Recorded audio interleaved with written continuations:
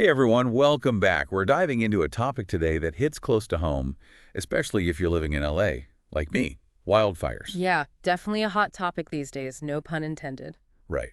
We're basing our deep dive today on the Fire Chronicles and really trying to break down what all this means for homeowners, landlords, renters, basically anyone who calls LA home. It's important stuff for sure. And something that the Fire Chronicles really brought to light for me is just how dramatically the wildfire landscape has changed, even in the last decade. Oh, totally. I mean, one of the first things that jumped out at me was this crazy stat.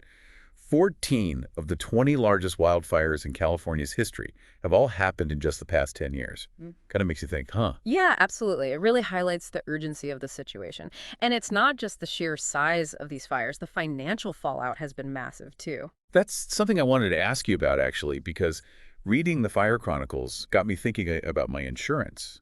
So much of it is focused on this whole issue of insurance companies getting really hesitant to cover properties in LA because of these wildfires. Right. And it's understandable from their perspective. Recent wildfires have been incredibly costly for them. We're talking over 5 million acres burned, billions of dollars in damages.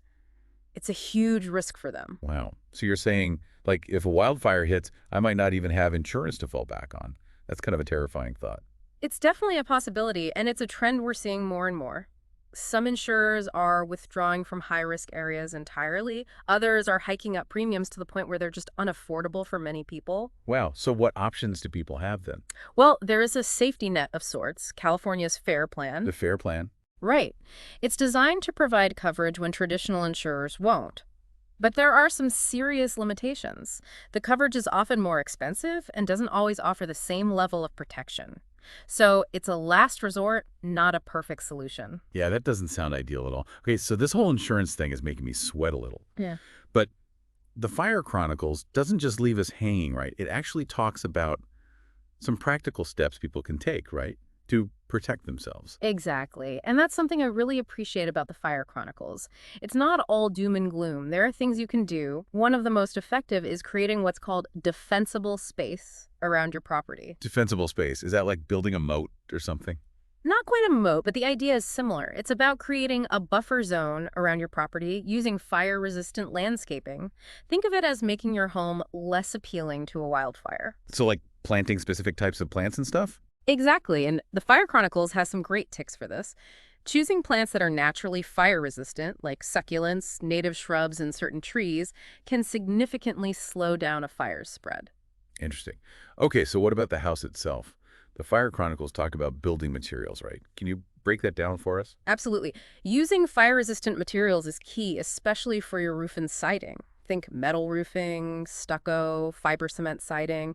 These are much less flammable than traditional wood. Okay, so making those kinds of upgrades, that's got to help with the insurance premiums too, right? Absolutely. Insurance companies loved to see proactive measures like that. Installing fire alarms and sprinkler systems can also lower your insurance costs, and obviously they add another layer of protection. Right, makes sense. Okay, I have to ask this because it's something I've always wondered about. If you're renting, does your landlord's insurance cover your stuff?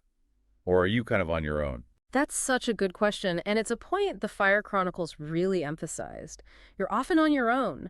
Landlord's insurance typically covers the building, but not the renter's personal belongings. That's why it's so crucial for renters to get their own renter's insurance. Renter's insurance. Got it. I'll admit, I've been putting that off. I get it, but seriously, it's worth it, especially considering how affordable it is, especially compared to potentially losing everything. That's a good point.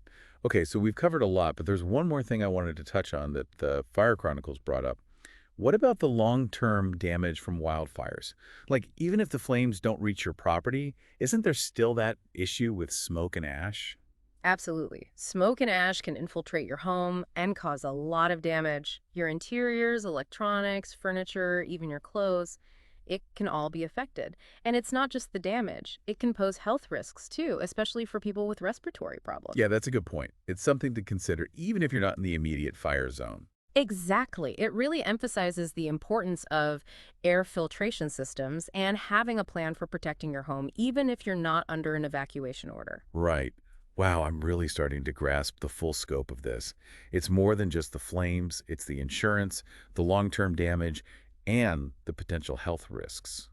A lot to think about. It really is. And when you think about it in the context of climate change and how these fire seasons are only going to get more intense, It can be a bit overwhelming, honestly. I hear you. But the good news is knowledge is power. And that's really what the Fire Chronicles is all about, equipping us with the information we need to make informed decisions. Totally. I mean, we've covered a lot of ground today, but I feel like we've only just scratched the surface. Agreed. The Fire Chronicles is packed with insights. I learned so much from it, and I know our listeners will too. Okay, so let's recap.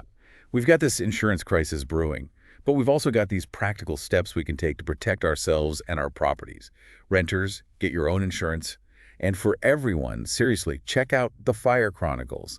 It'll give you the knowledge you need to navigate all of this. Couldn't agree more. And here's something to ponder as you delve into the Fire Chronicles. Evacuation zones are expanding every year, right? How might that affect your future choices about where you decide to live in LA? Ooh, that's a good one. Definitely something to think about. Thanks for that. And thanks to everyone for joining us in this deep dive into the Fire Chronicles. It's been a pleasure. Stay safe out there, everyone. And stay informed.